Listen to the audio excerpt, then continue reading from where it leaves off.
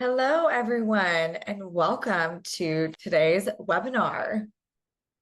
Super excited for the content today. We have some amazing speakers, and we are excited to share some of our post-peak playbook, how to keep holiday shoppers coming back.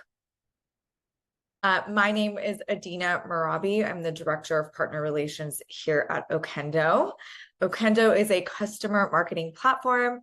We help brands turn their shoppers into super fans through our suite of products, which includes reviews, quizzes, loyalty, referrals, and surveys.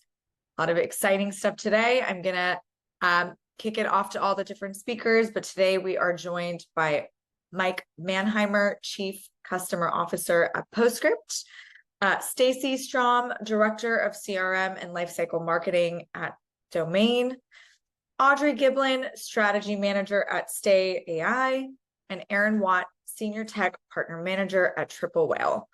Mike, we'll go ahead and kick it off to you first for a quick intro.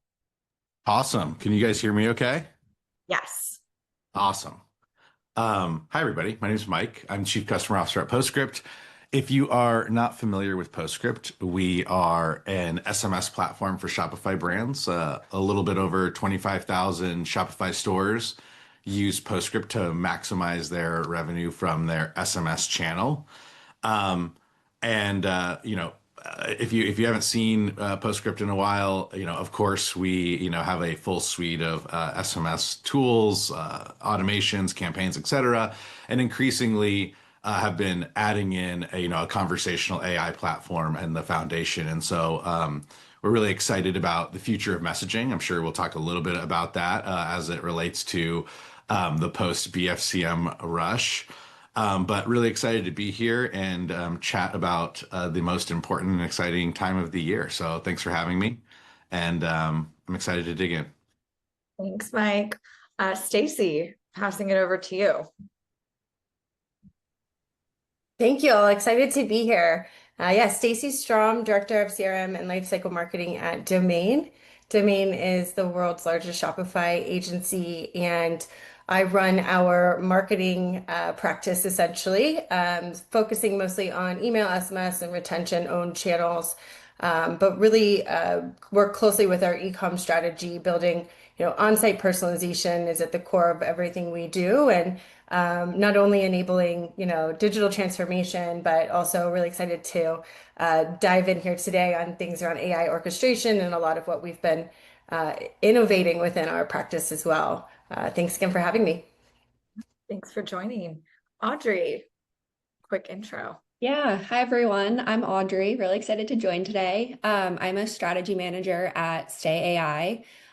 Stay is a platform that powers brand subscription programs and really helps turn subscription into a performance channel.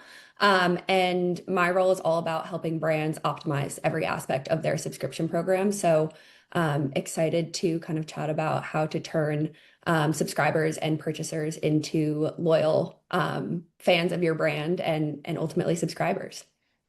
Awesome. And last but certainly not least, Erin, would love an intro from you as well. Hi, friends. My name is Erin Watt. I am one of the tech partner managers over here at Triple Whale. And for those who are asking, what is Triple Whale? Well, Triple Whale was created because today's brands are just drowning in data, but they are starving for insights. And that is exactly where we come in.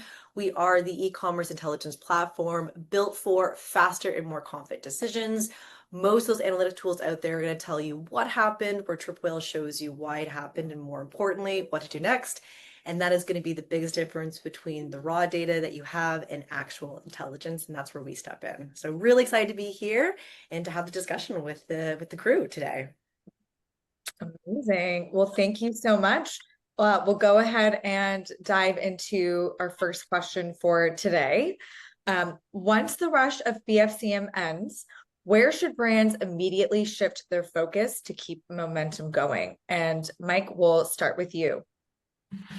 Yeah, I'll take this a little bit of a different direction. I want to contest the when the BFCM rush ends. I think the one thing that people do is they're like, oh, Cyber Monday's over, and now back to regularly scheduled programming. But what we tend to see is that December is like the second highest EPM driving month compared to November. And so what a lot of people do is they're like, oh man, cool, we're done with the holiday season and now we can get back to normal. But the December rush is totally real. And so what I would encourage people to think about, beyond trying to drive meaningful retention and growth with the people who came over the BFCM holiday, which I'm sure some of our other panelists are going to talk about, is to not stop running their November programs just because it's December. In fact, we ran a study on campaigns to try to see like when does the curve start to flatten on incremental growth in December, and we didn't see losses in efficiency until you get to 7 or 8 cents per subscriber in December. And so I think, where brands should immediately shift their focus to keep momentum going. I think one thing that should be on your list is what's the December version of our BFCM strategy, but the intensity shouldn't go down as much as we tend to see people do. Especially with consumers who are we know notoriously are expecting that they can shop for the holidays until December 23rd, right? So I would say keep your foot on the gas. I think if you pull your foot totally off, you're going to be leaving a lot of incremental buyers on the table. It's great advice. Thank you, Mike. Erin, we'll pass it off to you. Yeah, so totally agree with Mike. The holiday rush does not stop after BFCM. The angle I'm going to take is definitely more on the retention and like retaining your customers after BFCM. So I know that most brands treat their entire Black Friday cohort as like one group and send everyone the same follow-up message, email. But a customer who's spending $150 from Google and bought multiple full price items or bundle deals is fundamentally going to be different from someone who spent $30 on a single deeply discounted product from something like a TikTok. So if you invest the same retention effort in both of groups of people, you are going to be wasting a lot of money on just lower value customers and also just maybe under investing in those like future better buyers. So in the week after BFCM, one good idea, there's a lot of different ways that you can segment your customers, but one way you could do it is segmenting new customers by acquisition channels. So just filtering for customers acquired between those months of November 28th and December 1st, then break them down by source. So you can do that through like Facebook or TikTok, Google, organic. And then you just want to be really looking at like the average order value by channel and how many bought multiple items versus single discounted products. So you'll immediately start seeing different patterns. Maybe your Google customers' average order values are 95, while TikTok average is about 42, or your email customers bought 2 to 3 times per order while paid social only bought one item. So this just tells you where value came from, not just value, the volume of it. And tools like Triple Whale can also help making these data points visible in minutes. So you're not building spreadsheets and waiting for reports as well too. The other nice thing too is that once you know which channels brought higher value customers, you can also build retention strategies that match customer quality. So your high AOV Googles and your email customers get those premium follow-up sequences focused more on product recommendations, maybe some exclusive access, while maybe some of those like lower AOV impulse buyers maybe get more of a standard campaign. And then most importantly, you also know where to allocate your even December and January acquisition budget. And you can really just double down on the channels that brought the customers worth keeping and not just customers who bought once during a sale. Thank you so much, Erin, and totally agree on optimizing your ad spend. It's a huge tip, especially ahead of Black Friday, Cyber Monday. Great segue into Stacy. Do you want to maybe give us a bit of your insight on where things are shifting? Yeah, absolutely. I think I agree with all of the points here from Mike and Erin. We tend to treat the post BFCM time period as more going into late holiday, post-holiday shopping, and even January timeframe, depending on the industry or the type of client we're working with. But really, I think knowing who your customer is, to Erin's point, how they're behaving, how they're navigating your site, what products they're engaging with, and really targeting them from a personalized a personalized cadence perspective as well as content. They're likely to be, BFCM new subscriber influx that is not going to be engaged long term or likely to churn at the, in a shorter lifespan than a typical subscriber during a non-BFCM period. So really treating that cohort differently, learning how they're engaging, and really basing your strategy for them specifically on how they're acting compared to your standard maybe control audience that's been on your list for longer. So again, more just about knowing who your customer is and really thinking about how they're engaging with you. But agreed with not taking your foot off the gas until the sales are done. Stacy. Audrey, did you have some thoughts here as well? Yeah, definitely. From a subscription perspective, I think there's two kind of important cohorts to think about during this time. And one would be obviously the customers who subscribed during these sales, and then also the customers that purchased but maybe didn't subscribe. And I really love how Erin and Stacey are both thinking about like segmenting these customers. And I think those customers specifically warrant different follow-ups to ultimately push them to subscription. But also kind of thinking about during this time, subscribers are looking for discounts customers are looking for discounts. So you might need to kind of message those people differently to upsell them into a subscription. But I really think for both of these cohorts, thinking about that messaging kind of should happen before BFCM even starts, just so that you have those flows in place. You've kind of tested and thought about that messaging strategy. So ultimately, customers are going through a flow that makes sense for them. And then also looking towards the customers that might have subscribed during this time, I think it's super important to layer in even more education about the benefits of the subscription program. Again, people are price sensitive, looking for discounts during this time. So any value that you're adding for subscribers outside of the discounts, whether that's free gifts, education, community, things like that, I think are important to like reiterate for these customers that came in during a period of sale. Thanks, Audrey. And from the Okendo perspective, I think there's a big shift from acquisition to, insight gathering and retention. And it's important to leverage data that you're collecting across all of your channels when it comes to retaining and retargeting those customers. So using post-purchase surveys and quizzes to learn who your customers are, their characteristics, their preferences, their shopping behaviors, and then identifying segments that are worth nurturing.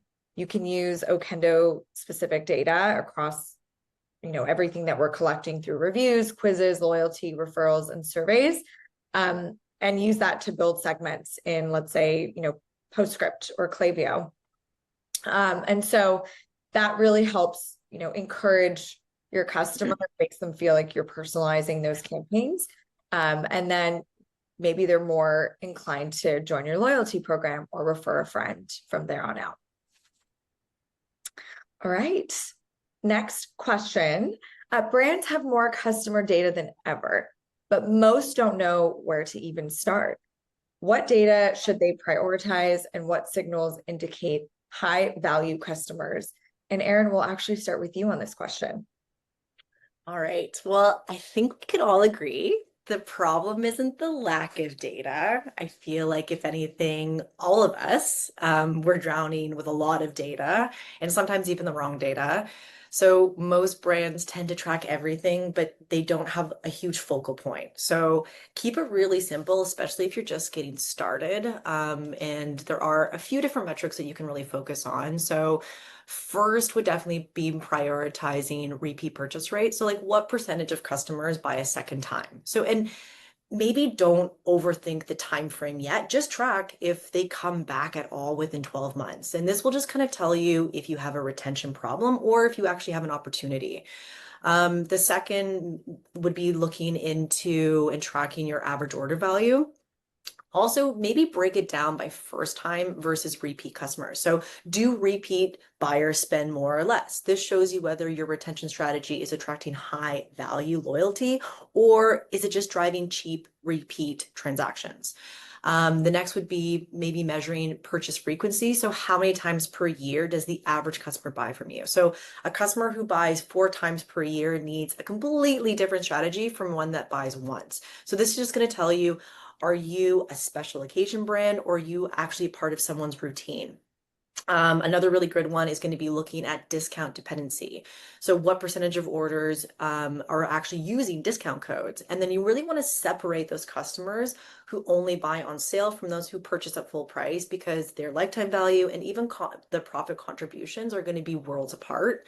And then the last one really is to focus on those acquisition source quality. So your LTV by channel. So your lifetime value of customer acquired from a channel.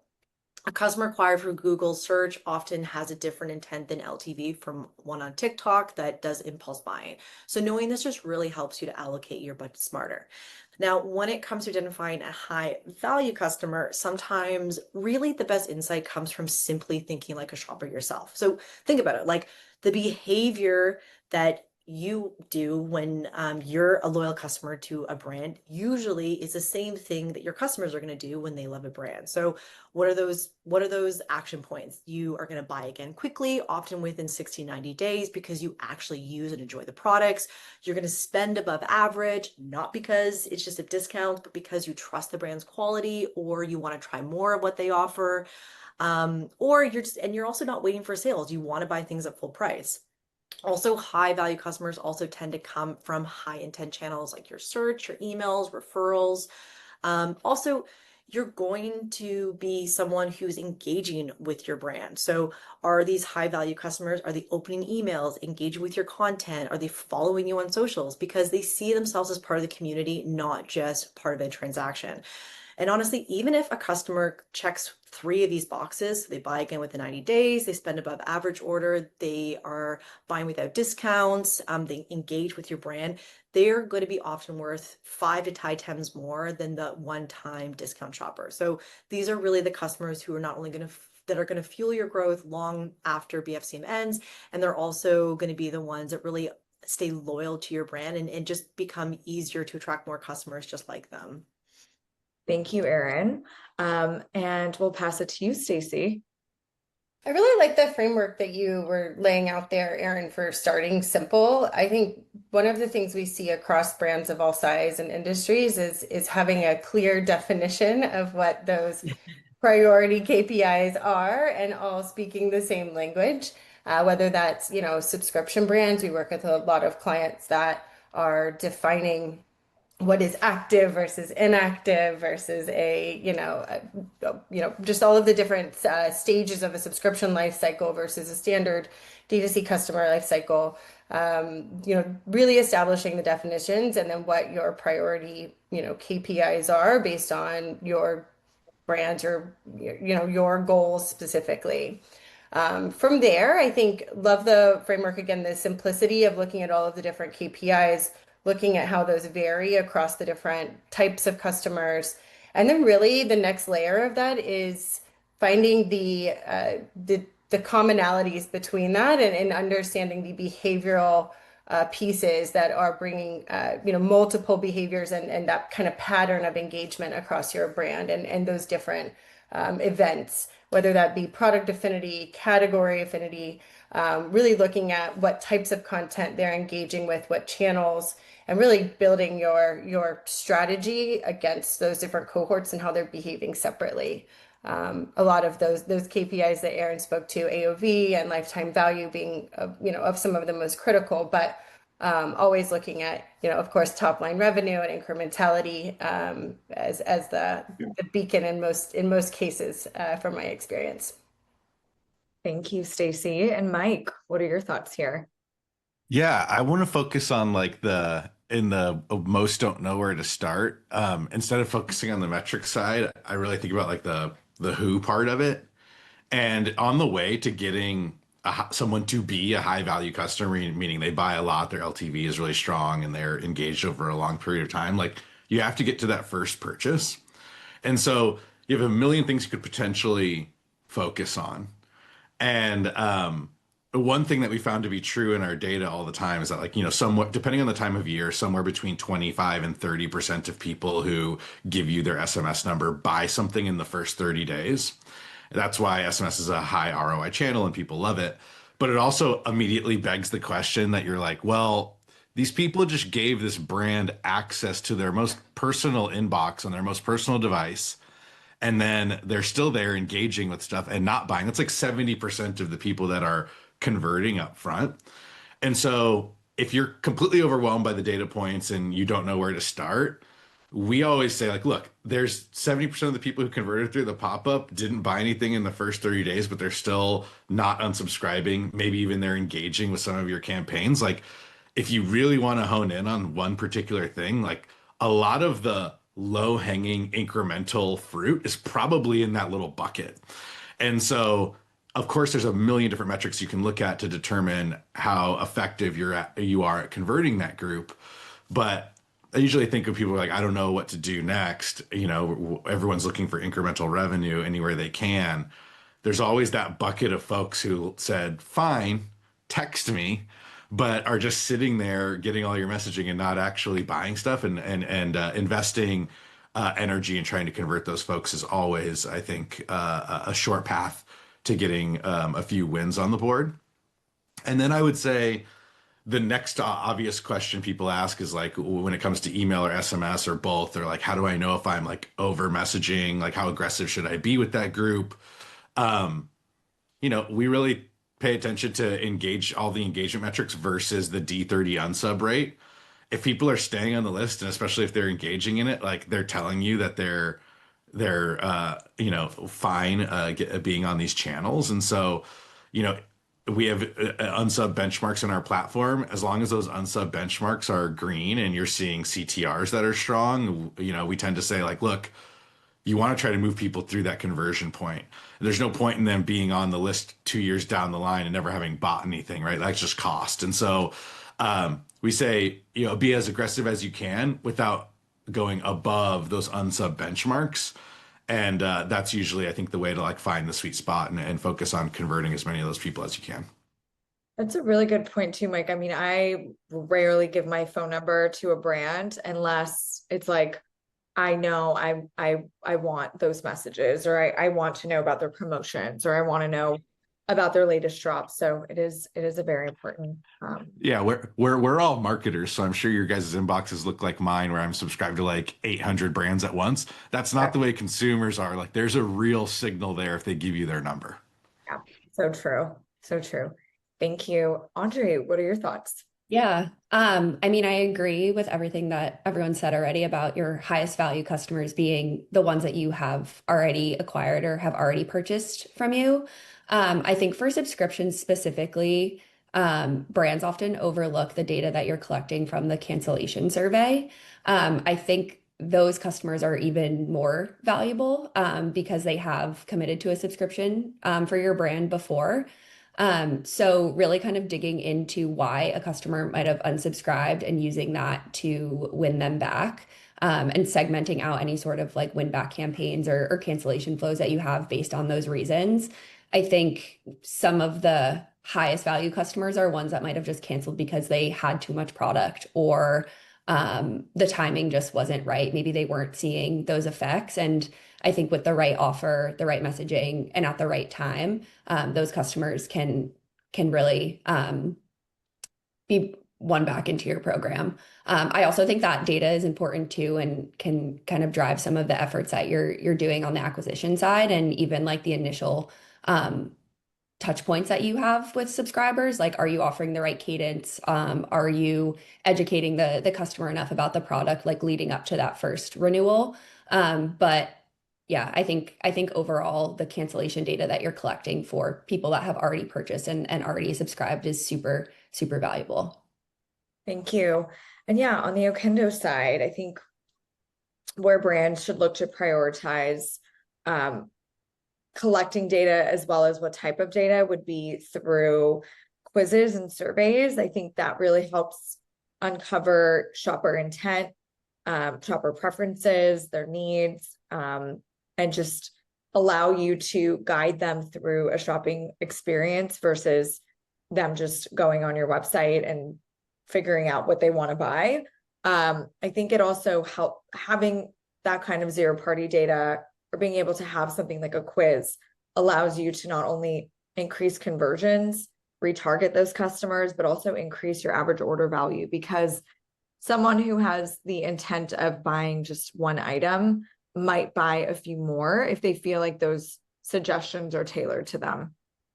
You should also look for brand advocates within your happy and loyal customers. So taking a look at like customers who leave a review, and that review is positive, maybe you ask them to refer a friend and engage with your loyalty program. So it's really looking at like, where is the customer showing intent?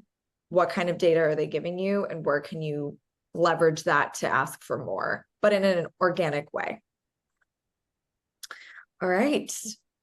Next question of our webinar today is, once brands identify high level and high value customers, how can they actually use that data to drive smarter retention strategies? And I know we talked a little bit about this, but I'm hoping we can dive a bit deeper. And Stacy, we're actually going to start with you today. Yeah, that sounds great.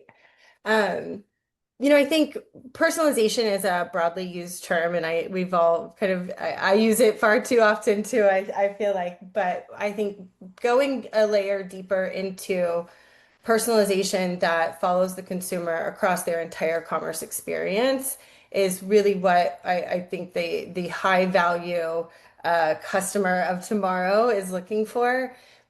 Not using the data that you have available to you is one of the worst things I think you can do with your high value customer. They're giving you tons of data about what they're buying, what they're browsing, what they're engaging with on site and in your marketing channels, on your social streams, all of those things. That it's all data that if you're not using it, they're no longer going to be a high value customer. So, and allowing that to follow those personalized experiences, whether they be tiny, more than first name, but tiny, whether it's little announcement bars at the top of a website with a specialized promo, or, a little mini blurb of text in mini cart, whatever that those smaller, it doesn't have to be anything huge and monumental, but having those pieces follow you through the entire customer journey, and not having your high value customer come back to you repeatedly and you not recognize that it's them again.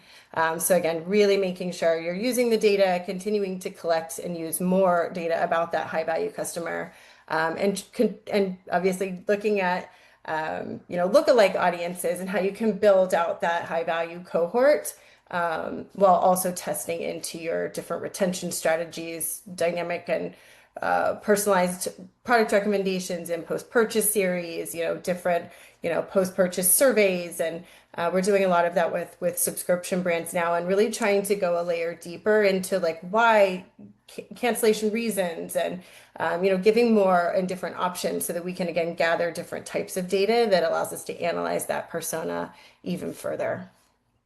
Absolutely. Segmentation is huge and very important. And you already have access to so much data as a brand, so you might as well leverage that to build very specific segments and campaigns. Which leads me to Mike. You probably have some insight on how brands can do that with SMS. Yeah, totally. Stacey, I love what you just said. And it's kind of like a paradox of like the high value customers. It's like once you establish that they're high value and you ask them the questions to get the data, and then you don't use it, is almost like worse than you not even doing it in the first place.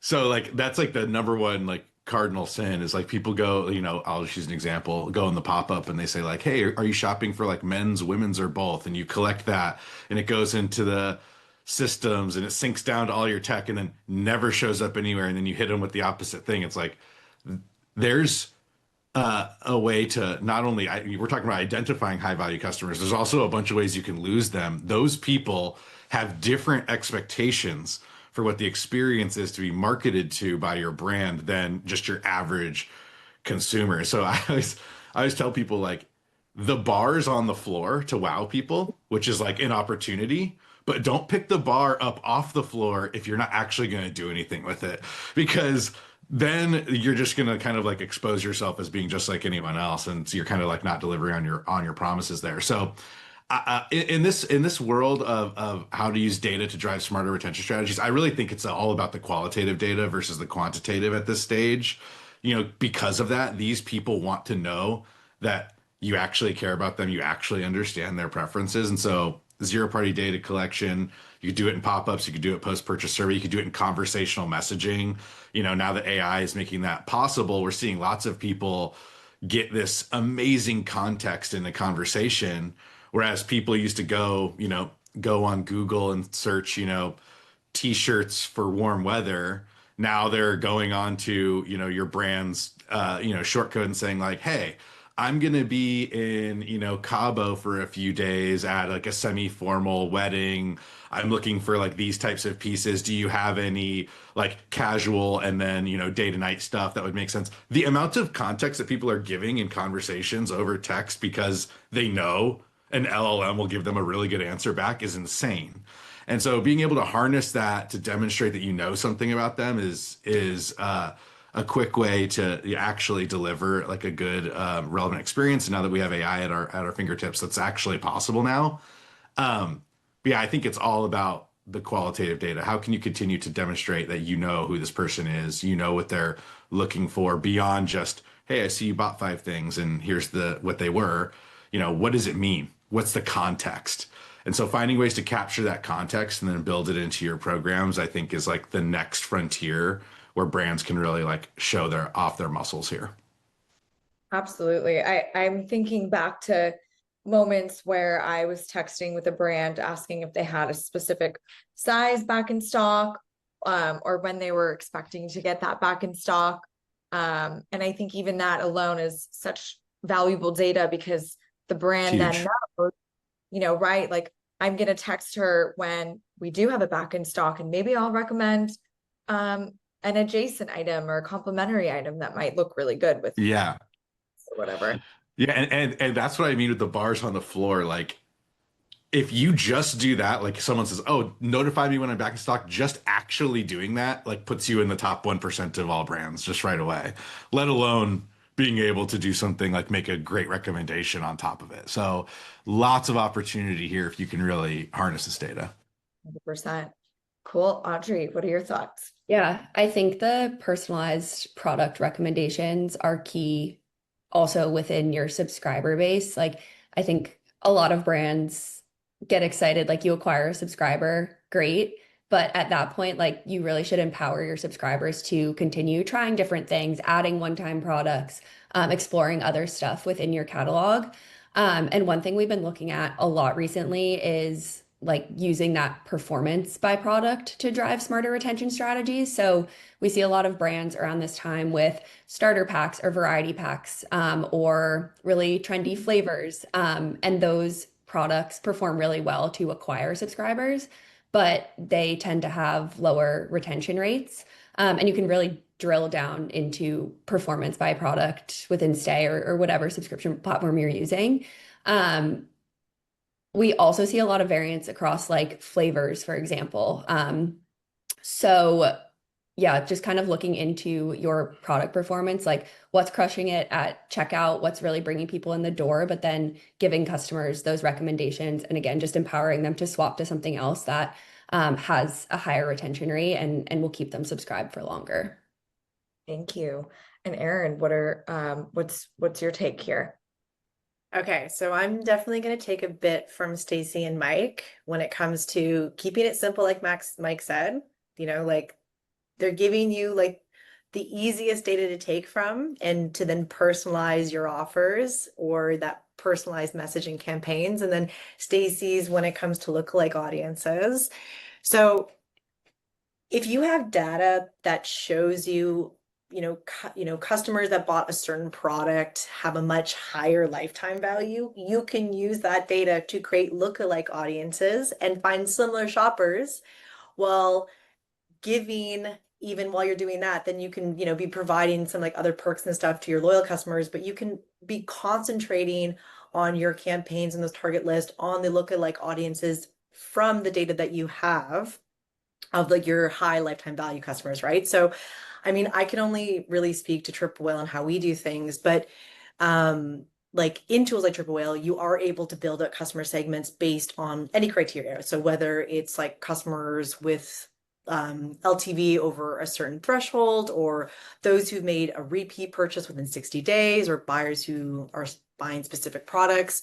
And then once you've identified your high value segments, you can export those customer lists directly from tools like Triple Whale and upload those into your ad platforms like your Facebooks and your Googles, and then you can create lookalike audiences. So this means that you're not even guessing who to target. You are actually using purchase behavior and revenue data to tell Meta and Google, find me more people who look like my best customers. And then another really easy win is one that I'm going to take from Okendo, because I know Adina was talking about reviews with the last question. But a really cool thing is that when you also connect tools like Okendo and Triple Whale, you can also identify high LTV customers who are also leaving 5-star reviews and then proactively reach out to turn them into brand ambassadors through referral programs or loyalty rewards. So, and in addition to that, you can also like review data with customers and lifetime values to also help you spot patterns. So whether customers who leave reviews have like higher retention rates, you can also incentivize more reviews as part of your retention strategy. So really the goal here is to move beyond just collecting reviews and actually using that voice of customer data to inform who to reward, what to promote, and then also how to build the community around your brand as well too. So a few different ways that you can actually utilize the data that you have, and make it easier for yourself. Absolutely. And I feel like my answer is kind of tying in what everyone has said already, which is, take the data that you're collecting across each of your channels, whether it's subscription or reviews or SMS or email or loyalty programs, quizzes, surveys, everything that you're building and ramping up as far as data, take that and utilize it for personalized messaging, and provide offers as well. So using a quiz or survey to uncover customer characteristics and preferences, and then tailor the experience of your brand around each customer, creating that motivation to buy from you, creating the urgency to buy from you, and then rewarding your most loyal customers to keep them engaged and coming back. So think exclusive product drops, maybe early access to sales, double points for loyalty members or your loyalty anniversary. So just different ideas, different ways in which you can offer perks and make customers feel valued, while also encouraging that repeat purchase and higher customer lifetime value. All right, we have a couple of questions left. Going a little bit more into the post-purchase personalization route, how can brands use that channel, so post-purchase channel, and post-purchase personalization, to strengthen long-term relationships rather than just driving that, quick sale? And Mike, we'll start with you. Awesome. I'm going to give a very SMS specific answer to this one. And this is like, I think, the most underexplored SMS use case. But think about this. What type of text from a brand is the one that's like the most delightful to get? It's the one that's like, your order's being delivered in 30 minutes. And like that's the text that everyone wants. You already bought something, you're waiting for it. It's going to show up at your door that day. You say, yeah, give me the minute by minute updates because I really want this thing. And then it's there. Like those texts are the ones that like everyone wants 100% of the time. And it like leads to, there's also this like really awesome, like real world moment that happens as a result where they get it. And so when you think about post-purchase with text, like a very, very simple thing that we've seen people like crush with this is they get the thing, you have a wait step in your SMS flow for, call it, a day, 2 days, whatever you think it takes to really get your hands on the product that they got. And simply ask them a question afterwards. Like, be like, hey, 2 days ago, you got the thing. What do you think about it? Are you like having challenges with it? What do you like it? Is it meeting your expectations? ask an open-ended question. And the types of responses that you get back will be like insane. It'll blow your mind. Like your next best like creative that you should test in Meta, or the next best product idea that you should have for your team is going to come from those conversations 100%. See this time and time again, because people will tell you all sorts of things about your product after that. And then obviously, like, do this with a Kendo or you're a review provider of your choice, whatever it might be. When people go, actually, I love the product. It met my expectations perfectly. Some people like send you back a picture of them wearing the item and being like, this looks awesome on me. It's like free UGC. Then tell them, cool. Like, can we request a review from you to syndicate to our review provider or UGC that we can, use and add? It's just a treasure trove of key information. And we already know that like when someone texts you back as a brand, like the hurdle for them to do that, like they're like 25% more likely to buy more things from you and stay subscribed to the long term. So you're creating that high value experience. But what's the next logical step? Most people are like, what'd you think of the product? They're like, it was great. And they're like, cool, thanks, bye. It's like, that's a UGC submission. That's a review submission. That's a recommendation for the next thing. It's like, oh, if you liked it that much, like, do you know anybody who you think would also love this? This is great for gifting. Like, what's the next logical thing to do? I think that if most brands, like, they always think about SMS starting like, okay, welcome series and on. If you like just changed your mind to be like, maybe the starting point of my SMS strategy is once I delivered the thing that they bought, like that's step one. Now, what would I do next? There's an insane amount of meat on the bone there that like literally almost nobody does. Like, even I hate to say this with the Akendo integration that PostScript has, it is so fully featured. You could do literally anything with PostScript and Akendo together. People underutilize this massively. It's like such a waste. There's so much opportunity there. And so, yeah, I think, start from the best text you could send, the things at your door. Now what? I think you'll probably come up with a lot of really good ideas on how to make people feel really valued. Absolutely. And Mike, it's so true. I feel like sometimes brands don't know the full capacity of the integrations that are provided to them across their product suite, their tech stack. So I would definitely recommend, reaching out to your providers and seeing how they integrate with each other. Audrey, passing it off to you. Yeah. I love everything Mike just said, and I actually think that's a really great time as well to push a customer into subscription if they haven't already subscribed. I think just in thinking about how to strengthen the relationship with customers, obviously subscribers are super valuable customers, but it's important to consider kind of when you're upselling them to subscription. I don't think it necessarily makes sense to do that right after they purchase, but like once they've gotten the product in their hands, once they've engaged with your brand saying they actually do love the product, I think that's a great time to include that upsell, obviously not just for the discount, but for all the other benefits that you get for being a subscriber. And then also including some like personalized recommendations about other products that they could test on a subscription. So maybe let's take like a supplement brand, for example, like maybe they're subscribed to your protein powder, but you know that if they take the creatine with that, like they're going to see exponentially better results. So it's not only about like the timing of when you're upselling them to subscription, but also about what you're upselling them to subscription with, and really building that kind of like conversational and educational relationship with the customer. Absolutely. And Erin, what's your take here? Yeah, very similar to what everyone is saying. We really do not want the post-purchase experience to be all about bombarding customers with buy again emails.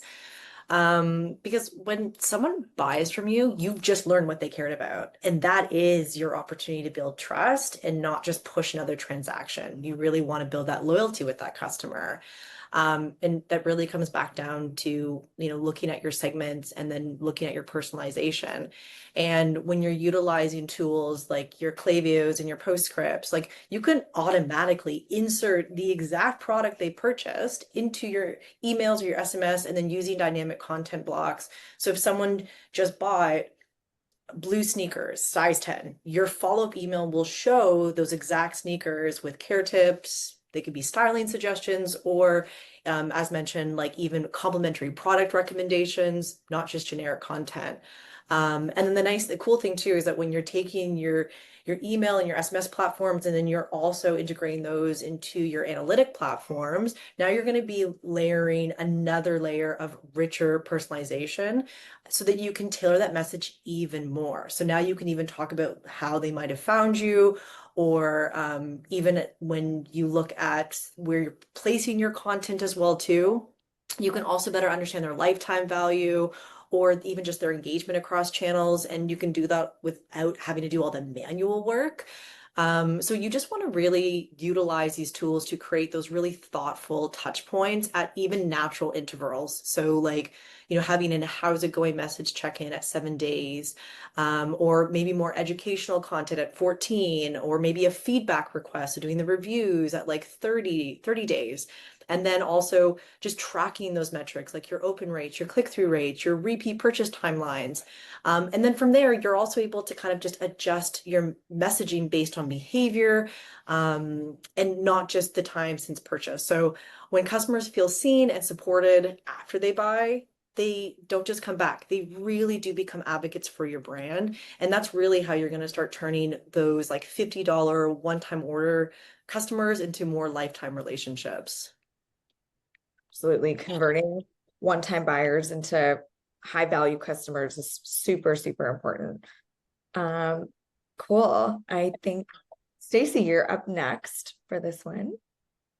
Yeah, I think just to double click on what we talked about, or I believe everybody mentioned it here about underutilized tech stack and your MarTech stack specifically. We work with so many clients who don't have all of their, different tools and functionality integrated to be able to even utilize the data properly. To your point with Postscript and Okendo, even things as we're looking at our, on the website, Nosto product recommendations, for example, is commonly one we never see connected to a Klaviyo platform where you can really do product recommendations based on a segment. You can do search abandoned retargeting within email. There's so many ways to interconnect your all of these different great vendors and platforms and functionality to really bring a cohesive experience. And in the post-purchase experience, I think that's where it's the most critical, right? Using the data you have, gathering more data. I loved everything you said about conversational SMS, Mike. That's been a game changer for so many brands we work with.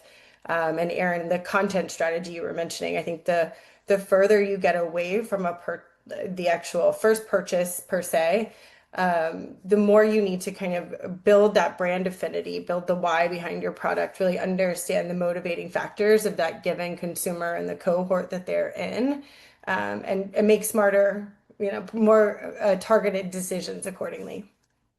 Absolutely. Thank you. And since we only have a couple minutes left, I'm going to jump to the last question, which is a little bit more reflective as well as like looking into the future. So as we move into 2026, which is right around the corner and insane for me to say out loud, what will separate brands that truly retain customers from those that don't? And Stacy, we'll start with you on this one. Yeah, it's actually really related back to what we've all talked about today and what I was just mentioning too. Really embracing your tech stack, really getting the most out of your data, making sure you're utilizing it. But in this new age of AI, really understanding how that fits into your business model.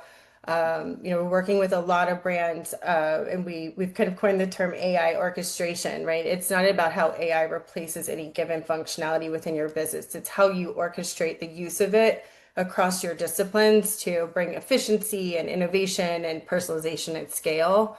We're working with a lot of brands on a kind of a complete digital transformation as we do, enterprise level migrations to Shopify. We're also looking at, the entire MarTech stack. How is that integrated? How are you getting the most out of all these features and functionality that we talked about today? So really kind of embracing these concepts, really, learning more about your customer, being flexible, continuing to evolve your strategies to adapt to an ever-changing world. Having been in email marketing for probably longer than I'd like to say on this public live webcast now. But you know, it's a changing landscape and always has been, but even more so now with, you know, the use of AI and all of the great features and functionality out there that every platform is evolving into. So it's really that orchestration of all of those capabilities and data.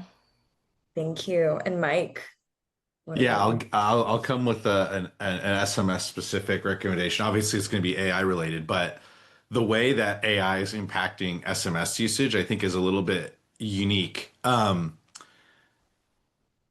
SMS is the only automatically, whether you want it to be or not, automatically two-way channel natively.